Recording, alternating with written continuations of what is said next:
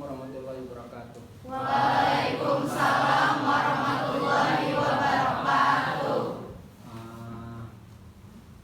Bapak mau nanya dulu ya, bagaimana kabarnya hari ini? Baik. Masih kuat kali ya? Habis ujian? Masih segar ya? Masih capek tadi kan habis ujiannya? Iya. Ini masih segar ya? Segar banget ini.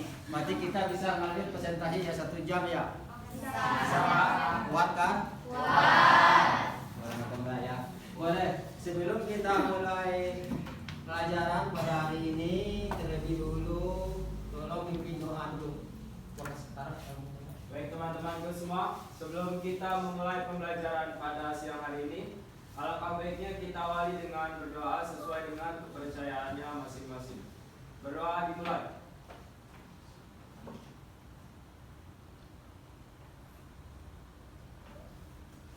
Berdoa selesai. Memberi salam. Assalamualaikum warahmatullahi wabarakatuh. Waalaikumsalam warahmatullahi wabarakatuh. Baiklah ya, sebelum kita mulai pelajaran pada hari ini, tentunya pelajaran kita pada hari ini adalah globalisasi. Jadi bentuk globalisasi ya. Sebelum kita melanjutkan globalisasi, ini ada kita metodenya adalah metode with mapping. Ya, kalau metode mapping ini adalah salah satu cara untuk mengembangkan kegiatan berpikir seseorang. Ya, dari yang terjadinya suatu arah menjadi 2 arah. Nah, ini. Jadi kita nanti kamu membuat suatu struktur organisasi seperti tadi ya gambar. Terus sudut pandang, mapping sendiri mengembangkan cara berpikir yang bercabang-cabang dan kreatif. Jadi kita menggunakan yang kreatif. Terus dikenal pula sebagai peta konsep. Ya, grid mapping merupakan sebuah alat berpikir yang mempunyai manfaat yang sangat hebat bagi kehidupan sehari-hari, terutama untuk memahami sesuatu baik pekerjaan maupun yang lain. Jadi mapping ini adalah penggunaannya untuk berpikir kreatif dan inovatif. Ya, ini metode yang kita bahas hari ini. Terus kita lanjut dengan metode selanjutnya tentang metode inti. Metode inti pada hari ini adalah kita dalam bentuk-bentuk globalisasi. Oke ya, globalisasi menurut bahasa adalah global dan sasi adalah global. Terus adalah menduniawi dan sasi adalah proses. Jadi apabila pengertian ini menurut bahasa ini digabungkan jadi proses suatu yang menduniawi. Ya.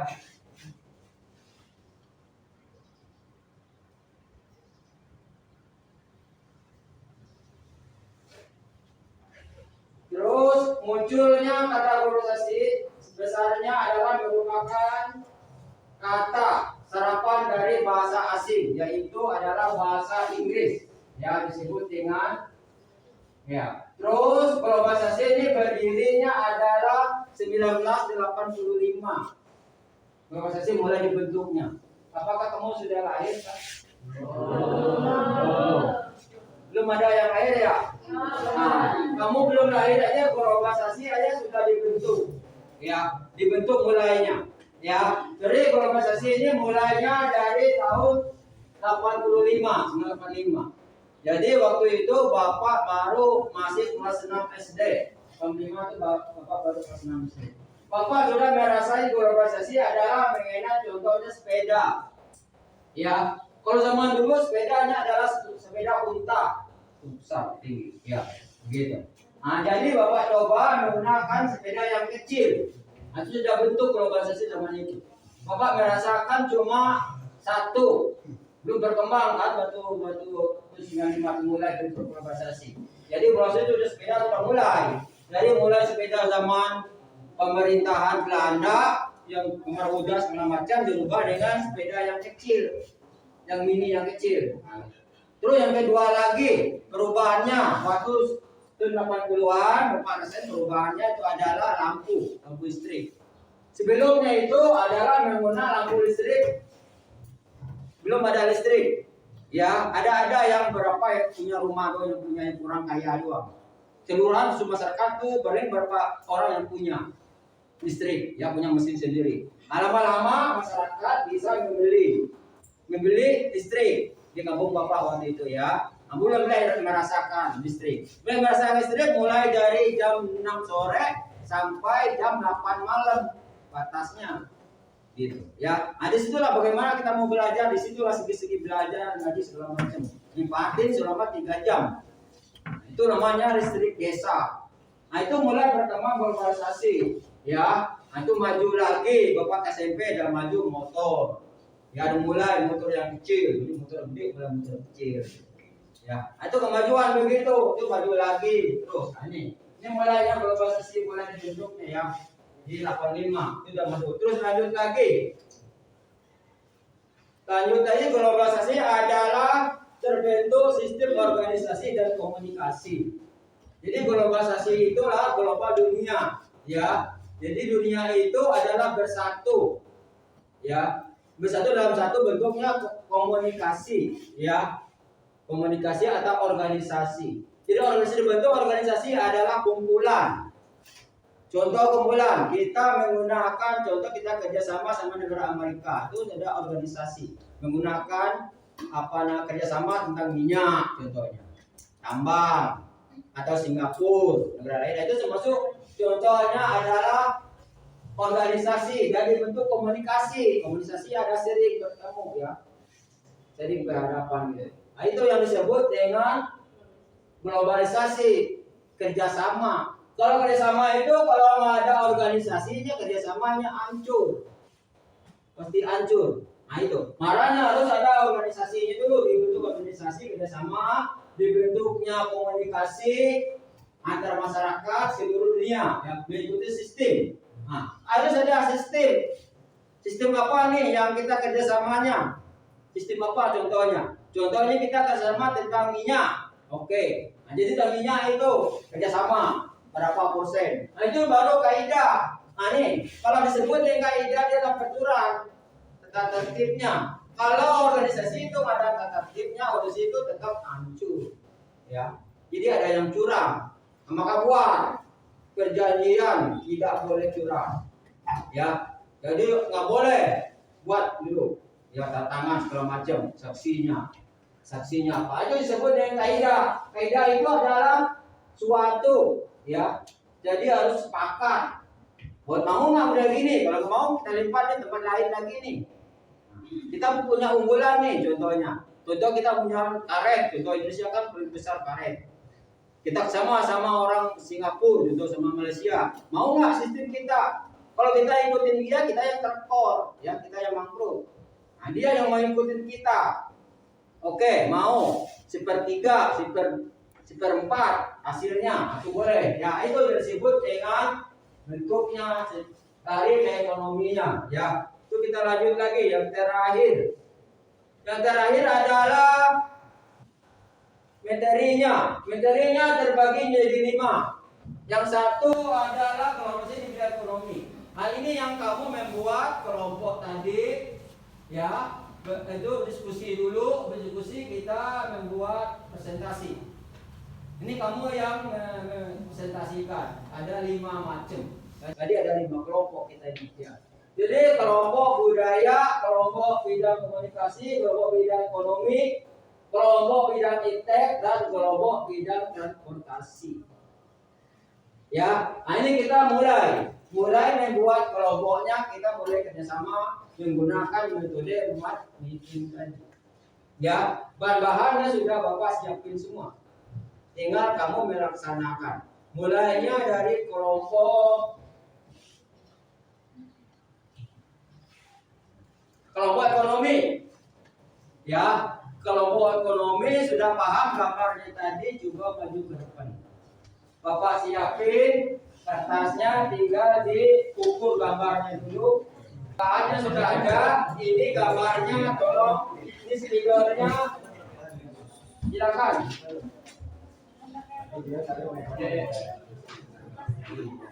Nih spidolnya boleh menggunakan berwarna-warni. Silakan berapa orang? 5 Rizky. Maju ngambil fotonya. Ayo.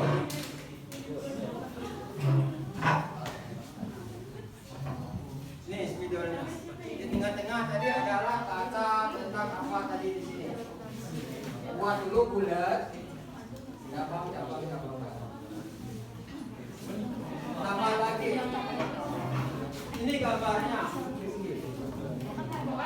Jangan dilihat, jangan dibuka.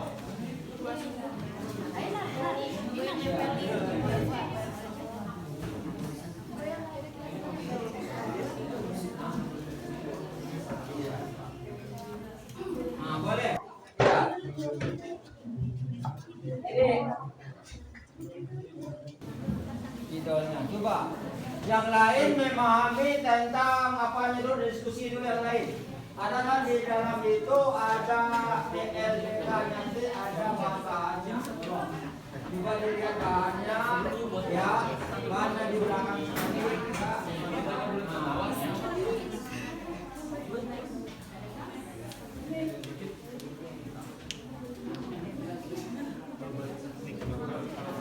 Nah.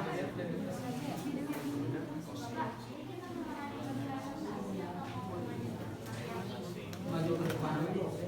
Ya.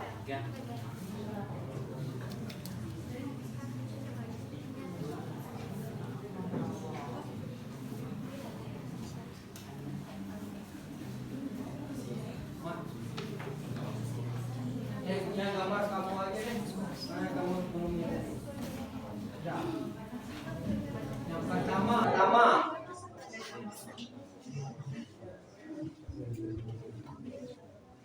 Ya gambar yang tentang ekonomi aja.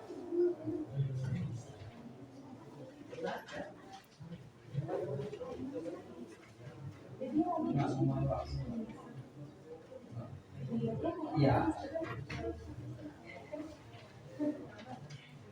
Iya, lagi ini.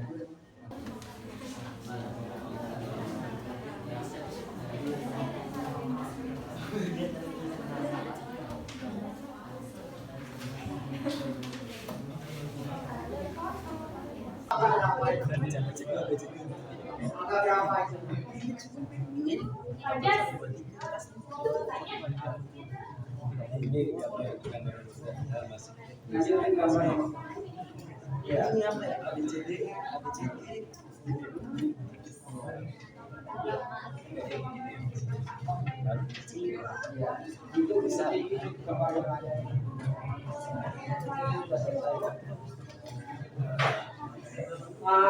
udah kabarnya nomor 1 ya, namanya udah nomor 1 ya. Berarti ini tentang yang ada di ini tolong presentasi jelaskan ya, gambar 1 sampai nomor 3. Nomor 1, nomor 2 dan nomor 3. Jadi ini sudah betul ya, sudah diacak. Silakan yang presentasinya. Ya.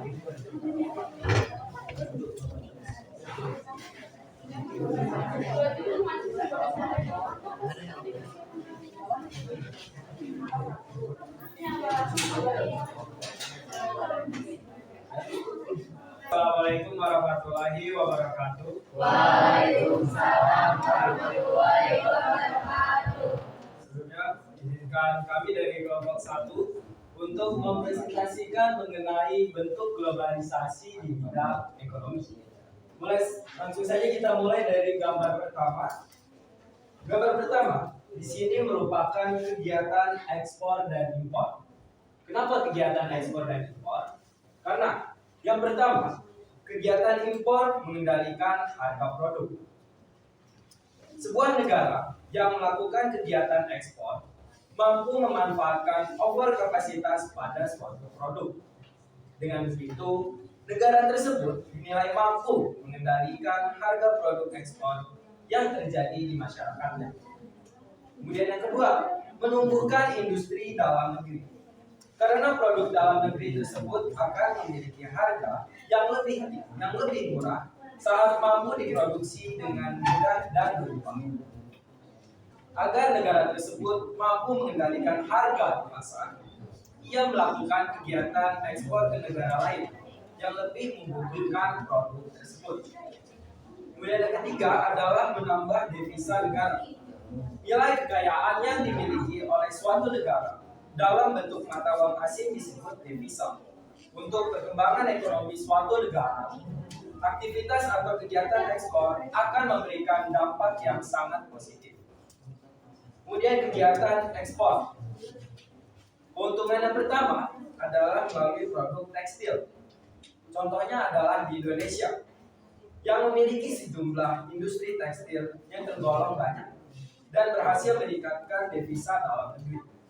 Oleh sebab itu, produk tekstil hasil Indonesia menempati peringkat 5 teratas komoditas ekspor. Kemudian yang kedua adalah karet. Karena Indonesia sendiri merupakan negara penghasil karet terbesar kedua di dunia. Kemudian yang terakhir produk ekspor Indonesia adalah kelapa sawit. Kelapa sawit merupakan produk yang kerap dijadikan bahan baku minyak goreng, mentega, sabun, dan beberapa produk kecantikan. Sebagian besar kelapa sawit akan diekspor dalam bentuk minyak sawit dan minyak inti sawit palm kernel oil.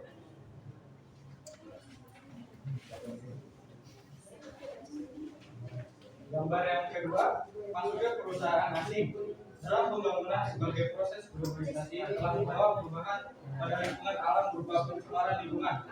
Hal ini terjadi karena yang pertama, ketidakpedulian para pemilik perusahaan terhadap pengelolaan limbah. Yang kedua, perusahaan kebanyakan tidak dilengkapi dengan ceruk asap dan filter. Yang ketiga, pemilihan lokasi perusahaan tidak diperhitungkan dengan matang. Yang keempat, pendirian perusahaan tidak disertai dengan analisis mengenai dampak lingkungan. Kemudian gambar ketiga, munculnya pasar bebas. Pasar bebas atau dikenal juga dengan perdagangan bebas adalah kebijakan di mana pemerintah tidak melakukan diskriminasi terhadap impor atau impor. Perdagangan bebas dapat dicontoh dengan Uni Eropa, MIA, dan sebagainya. Kebijakan perdagangan bebas umumnya mempromosikan hal-hal berikut. 1. Perdagangan barang tanpa pajak termasuk tarif atau hambatan perdagangan lainnya. 2. Perdagangan jasa tanpa pajak atau hambatan perdagangan lainnya. 3. Akses ke pasar yang tidak diatur. 4. Akses informasi pasar yang tidak diatur. 5. Perdagangan jasa tanpa pajak atau hambatan perdagangan lainnya. Adapun beberapa macam organisasi ekonomi dalam rangka perdagangan bebas diantaranya adalah sebagai berikut. 1. Masyarakat Ekonomi ASEAN atau MEA. 2. ASEAN Free Trade Area atau AFTA. 3. Asia Pacific Economic Corporation atau APEC. 4. Uni Eropa, Masyarakat Ekonomi Eropa atau MIE.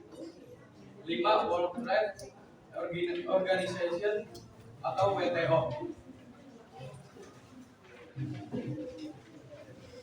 Baik, sekian teman-teman mengenai pendeskripsian dari gambar-gambar globalisasi di bidang ekonomi yang dapat kami sampaikan kepada teman-teman sekalian. Dari penjelasan yang sudah kami jabarkan di sini, adakah teman-teman sekalian yang ingin melemparkan pertanyaan kepada kami? Saya.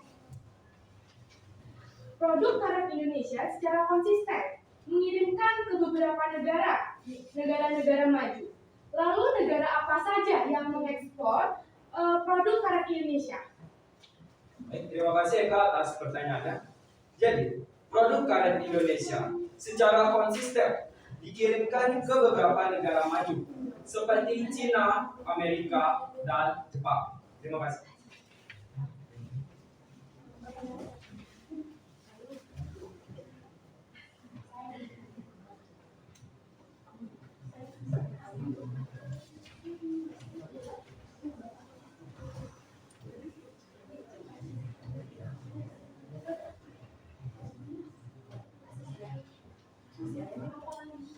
Baik, apakah ada yang mau bertanya lagi? pegawai di Indonesia dikirimkan ke beberapa negara. Negara apa saja? Baik, terima kasih atas pertanyaan. Produk kelapa sawit Indonesia dikirimkan ke beberapa negara seperti Pakistan, India, dan Cina. Terima kasih.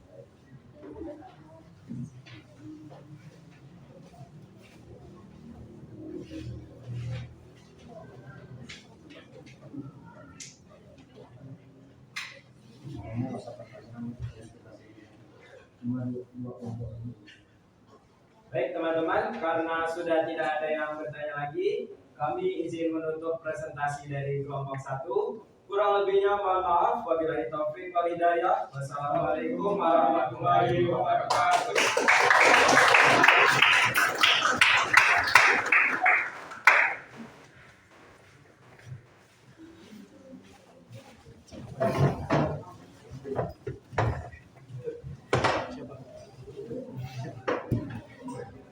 Kita lanjut dengan kelompok Iptek.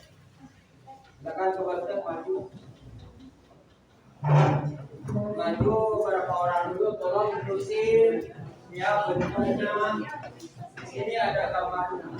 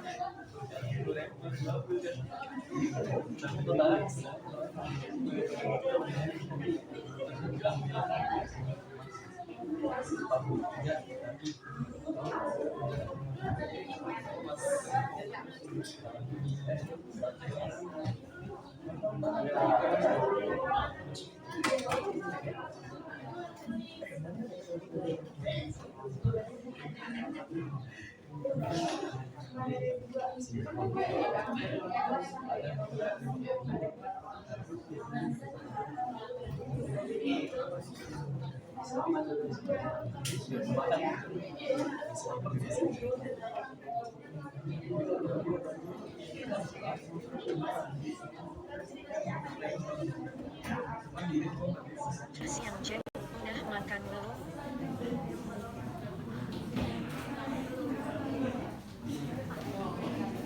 Yang lain dirancang dulu ya. Ini giliran.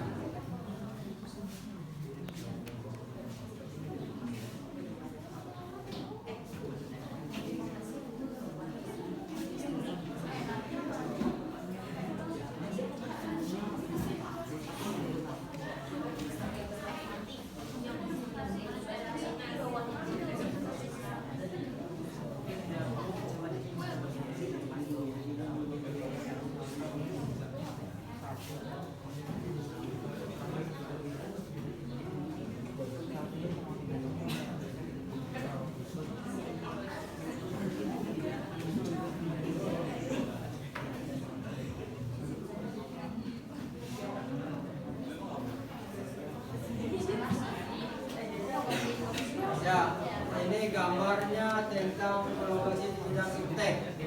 Tolong dijelaskan. Dari kelompok ini. Jelaskan tentang keterangan gambar 1, 2, 3. Apa maksudnya?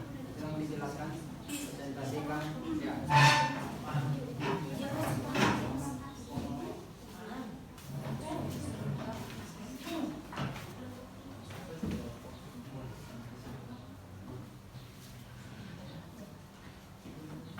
Assalamualaikum warahmatullahi wabarakatuh.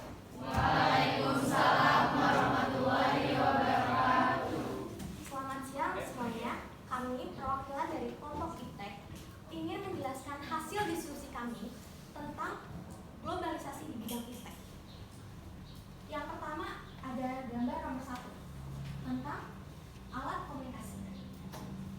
Peranan teknologi komunikasi dan informasi di kehidupan manusia. Teknologi komunikasi dan informasi jelas tidak bisa dipisahkan dalam kehidupan sehari-hari.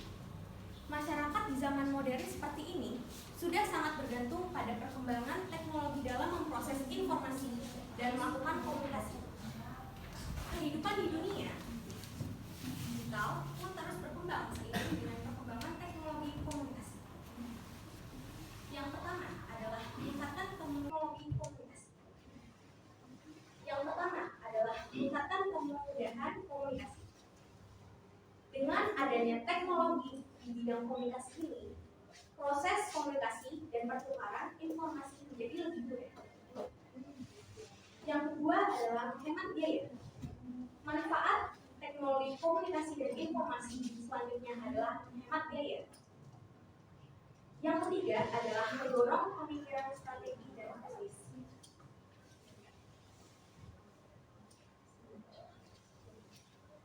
Lalu yang keempat ada menghapus batasan budaya dan jarak.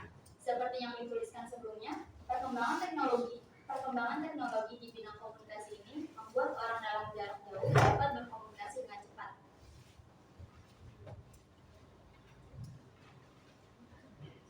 Baik, saya izin melanjutkan penjelasan mengenai gambar kedua.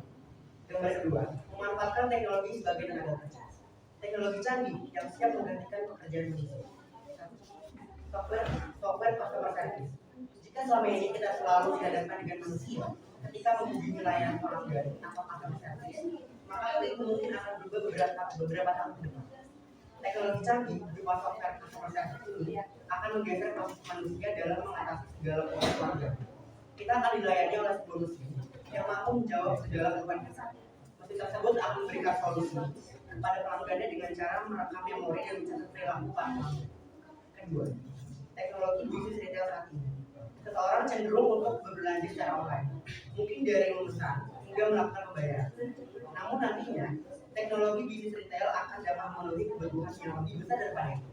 Teknologi bisnis retail ini akan melakukan penawaran kepada pembeli berdasarkan kebiasaan berbelanja, lokasi, dan sebagainya. Dengan demikian, profesi sebagai penjaga toko akan tergeser dengan mudah. Sebuah toko mungkin juga tidak akan membutuhkan kembali jasa dan perawatan. Izin melanjutkan. 3. Mesin rakit. Beberapa pabrik sudah menggunakan mesin rakit canggih yang dapat menyusun sejumlah komponen produk. Karena sifatnya berulang, maka mesin dapat dengan mudah melakukan pekerjaan tersebut. 4. Mobil autopilot.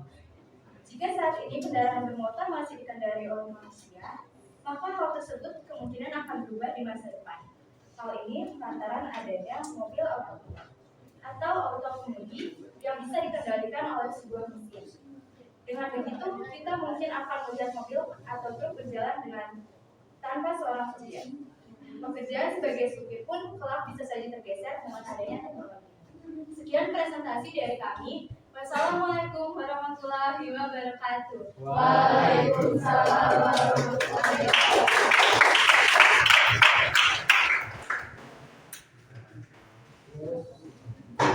Nah, selanjutnya kelompok yang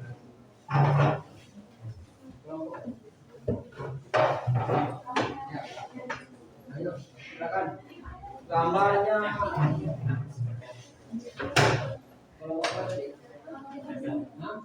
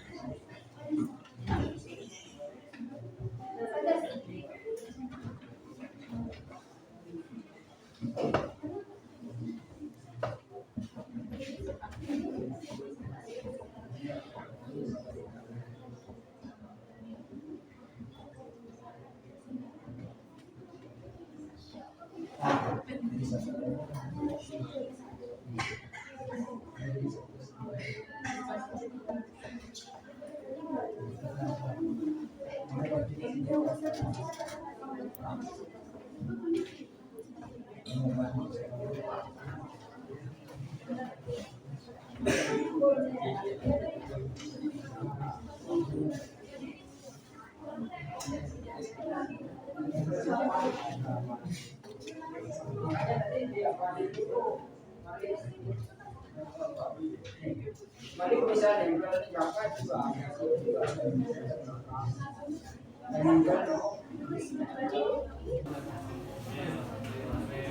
Yang dibelannya laki-laki aja sih. Iya, gambar yang laki-laki aja yang buat gambar yang ada di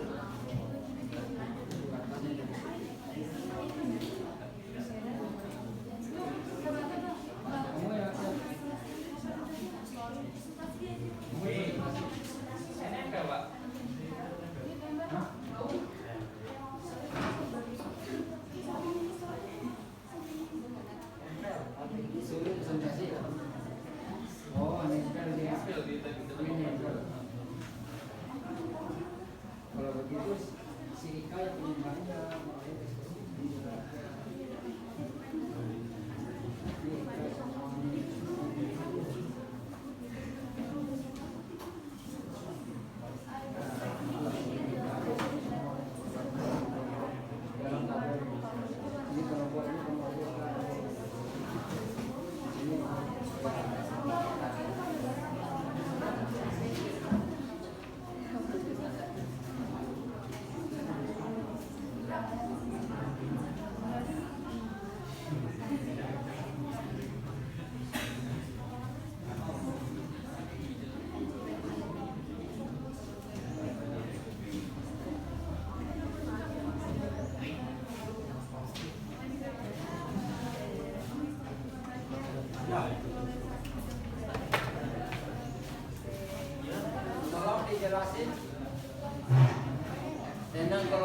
bidang komunikasi.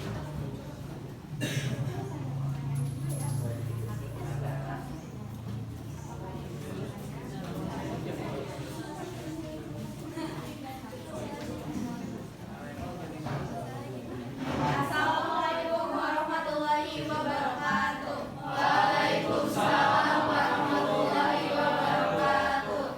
Oke, sebelumnya kenalkan kita dari kelompok 3 globalisasi di bidang komunikasi.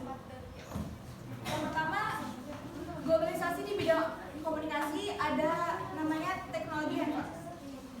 Sebagai alat komunikasi antar manusia, handphone juga berfungsi sebagai komunikasi dengan orang lain tanpa menggunakan kabel pesawat. Yang kedua, dapat mencari data, berita, informasi dengan layanan internet. Teknologi pada telepon genggam yang semakin canggih membuat telepon genggam bisa menggunakan layanan internet. Yang ketiga, handphone juga bisa digunakan sebagai hiburan. Dalam hal ini, hiburan yang dimaksud berupa bermain game, bisa menonton aplikasi video YouTube, bisa mendengarkan musik, bahkan bisa juga menonton film. Yang keempat, menyimpan data. Semakin canggih suatu handphone, maka semakin besar memori penyimpanan yang dimilikinya. Oleh karena itu, fungsi handphone berikutnya adalah sebagai menyimpan data seperti foto, video, berkas-berkas, dan sebagainya. Yang kelima, mengirim pesan. Selain berfungsi untuk melakukan panggilan kepada orang lain, telepon genggam juga berfungsi untuk mengirimkan pesan seperti SMS dan juga chatting. Yang keenam, fungsi membuat foto dan video. Telepon genggam yang semakin canggih membuat fitur-fiturnya semakin canggih, seperti fitur untuk memfoto dan juga membuat video. Oke, di gambar kedua ini mengetahui dampak globalisasi di bidang teknologi. Arus globalisasi yang kedua ini mengetahui dampak globalisasi di bidang teknologi. Arus globalisasi yang bergerak sangat cepat membawa pengaruh di bidang teknologi. Ada banyak dampak yang bisa dirasakan oleh manusia di seluruh dunia. Globalisasi di bidang komunikasi ini ada dampak positif dan negatifnya. Dampak positifnya salah satunya yaitu kemudahan dalam komunikasi dan dampak ini pastinya sudah sangat dirasakan setiap hari, di mana Anda bisa dengan mudah berkomunikasi dengan siapapun mungkin berjarak 1.000 km. Hal tersebut terlepas dari peranan gadget dan jaringan internet yang memungkinkan siapa untuk hidup dengan cepat tanpa harus berkomunikasi. Manusia tidak perlu lagi mengirim surat yang membutuhkan waktu lama untuk sampai dan masih harus menunggu balasan. Adanya surat elektronik atau email serta aplikasi chatting yang tersedia di internet membuat manusia bisa saling berhubungan lewat teks, gambar, nelpon, bahkan panggilan lewat video sehingga bisa saling bertatap muka dengan lawan bicara. Jadi beberapa positif lainnya yaitu kemudahan dalam proses jual beli, kemudahan dalam sarana transportasi, kemudahan dalam mengakses informasi dari internet, dan terciptanya mesin canggih untuk mempermudah aktivitas manusia. Di gambar ketiga ada dampak negatif. Tenaga manusia semakin tergeser. Terciptanya mesin canggih berbasis teknologi ternyata tidak hanya membawa dampak positif, tapi juga dampak negatif. Dikarenakan lebih menguntungkan dengan adanya mesin tersebut adalah hasil tenaga manusia pun sudah tidak diperlukan lagi sehingga membuat banyak buruh pabrik yang terkena PHK. Selain itu, mesin modern juga bisa menggeser peran dari barang-barang tradisional. Contohnya adalah penggunaan gerabah yang merupakan barang tradisional ini mulai ditinggalkan dan diganti dengan mesin yang lebih praktis. Permintaan produksi gerabah pun semakin menurun sehingga dapat mengancam kegiatan ekonomi para pengrajin gerabah. Diperlukan inovasi kreatif untuk membuat kelangsungan ekonomi mereka tetap berjalan di tengah era modernisasi ini. Contoh dampak negatifnya itu munculnya individu, kejahatan dunia maya marak terjadi. Tidak, masuknya budaya baru yang buruk. Teknologi memang memberikan kemudahan bagi aktivitas manusia di berbagai bidang, tapi penggunaannya yang berlebihan juga bisa berdampak buruk. Manusia bisa mengalami ketergantungan terhadap teknologi karena terlalu terlena dengan fitur-fitur canggih yang diberikan. Itu dia perkembangan globalisasi di bidang komunikasi pada masa kini. Kurang lebihnya mohon maaf. Sekian, kami pamit undur diri. Wassalamualaikum warahmatullahi wabarakatuh.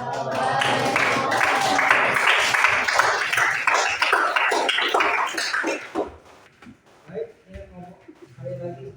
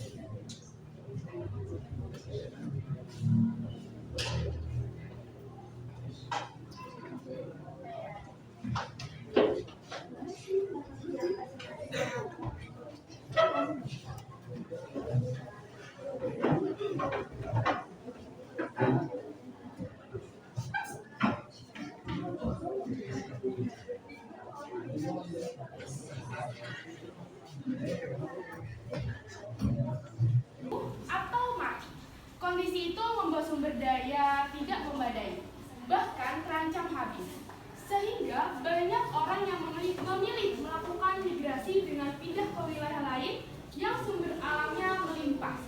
Dengan itu, maka kebutuhannya akan terpenuhi. Terakhir, 4. Melanjutkan pendidikan. Contohnya, misalnya di suatu wilayah yang belum memiliki fasilitas pendidikan lengkap, tidaknya perguruan tinggi, perpindahan yang dilakukan tersebut dengan waktu singkat, tidak lama hanya beberapa tahun. Biasanya setelah lulus akan kembali ke daerah asalnya. Baik, pada gambar nomor 2 yaitu pengaruh pada busana masyarakat. Pertama, berkembangnya arus globalisasi saat ini membuat masyarakat Indonesia hampir kehilangan kebudayaannya lapangan pekerjaan. Contohnya, apabila di daerah asal tidak ada lapangan pekerjaan yang sesuai dengan keahliannya dan jiwa berwirausaha dirasa tidak cocok, maka seseorang akan melakukan migrasi. 2. Kepadatan penduduk. Contohnya seperti dengan kepadatan penduduk yang berlebihan ini, maka banyak orang yang melakukan migrasi ke daerah yang tidak terlalu padat, sehingga adanya pemerataan penduduk di wilayah Indonesia. 3. Sumber daya alam kurang. Contohnya, misalnya pada suatu wilayah yang keadaan tanahnya gersang, sehingga ketika ditanami tanaman tidak tumbuh atau mati. Kondisi itu membuat sumber daya tidak memadai, bahkan terancam habis. Sehingga banyak orang yang memilih melakukan migrasi dengan pindah ke wilayah lain yang sumber alamnya melimpah. Dengan itu, maka kebutuhannya akan terpenuhi.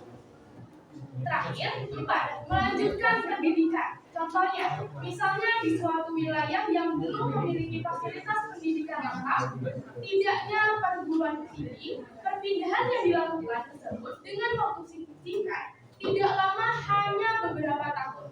Biasanya setelah lulus akan kembali ke daerah asalnya. Baik, pada gambar nomor 2 yaitu pengaruh pada busana masyarakat.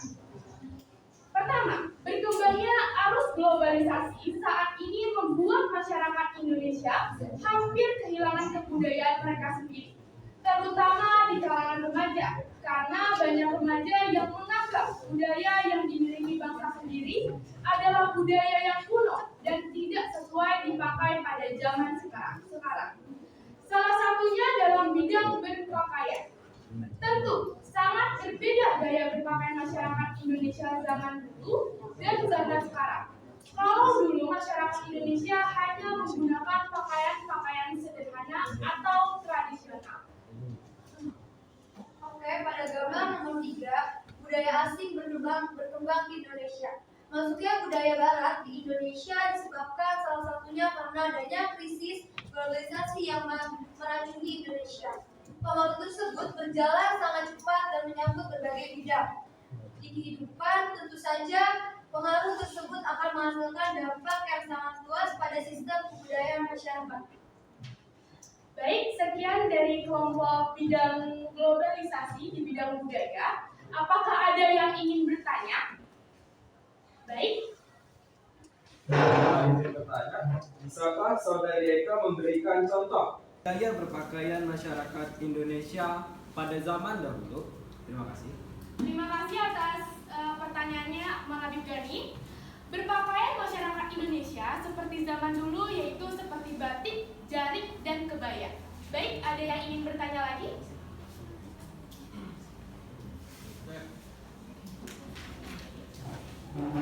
Seperti apa gaya berpakaian yang berlebihan yang digunakan orang barat? Berpakaian orang barat memang terkenal bebas dan terbuka. Baik, terima kasih atas pertanyaannya, Zahid. Oke, jadi berpakaian orang barat atau gaya berpakaian yang menurutnya berlebihan. Berpakaian orang barat memang terkenal bebas dan terbuka, sehingga seringkali berbenturan dengan adat dan kebiasaan berpakaian masyarakat Indonesia yang jauh lebih sopan. Oke, ada yang bertanya lagi?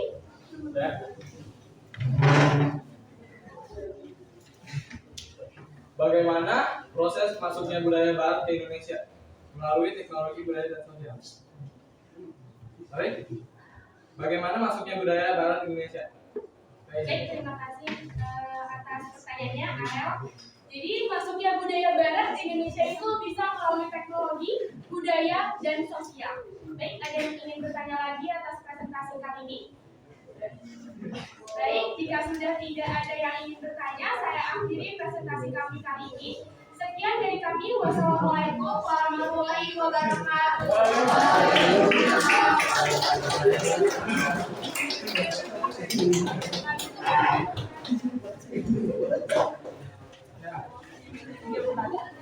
Baik ya.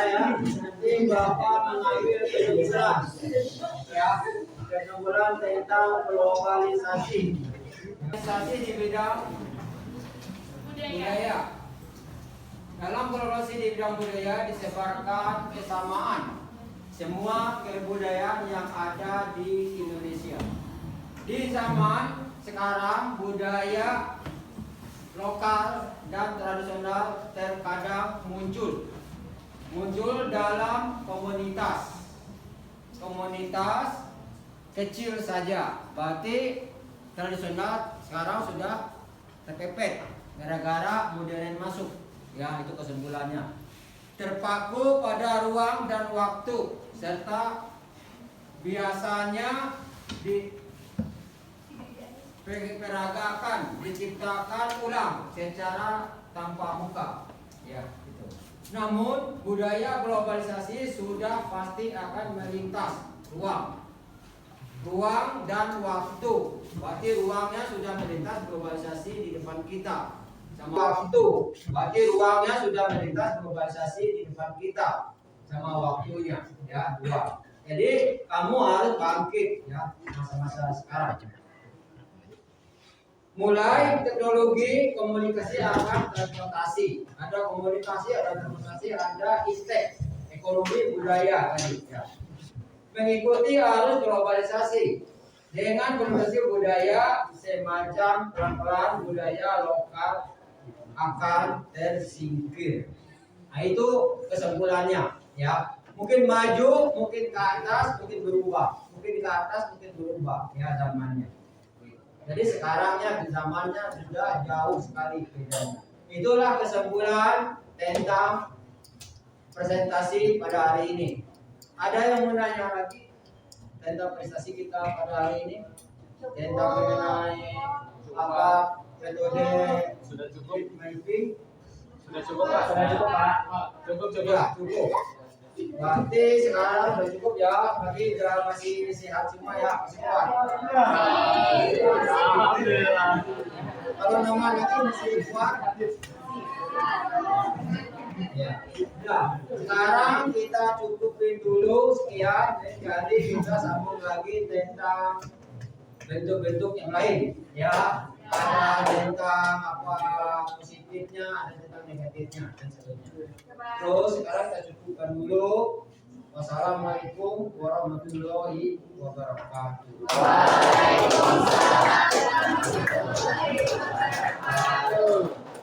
Sebelum kita tutup, lebih baik kita berdoa dulu. Baik teman-teman sekalian, setelah kita selesai melakukan pembelajaran pada siang hari ini, alangkah baiknya kita tutup dengan berdoa sesuai dengan kepercayaan masing-masing. Berdoa gitu.